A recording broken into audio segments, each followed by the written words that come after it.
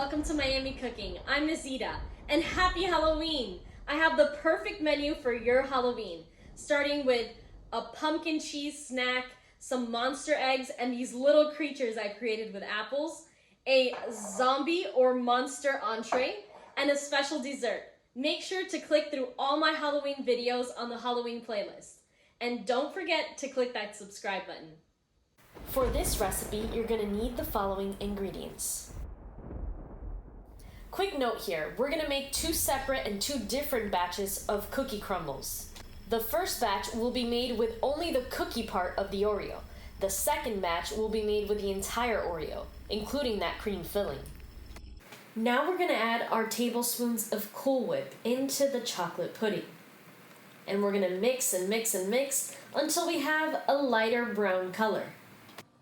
You can add some cookie crumbles to that pudding if you want. Now, we're going to serve that pudding into the cup, then top it off with a layer of plain cookie crumbles. Then, once again, another layer of pudding, and we're going to top it off with the crumbles made with the entire cookie.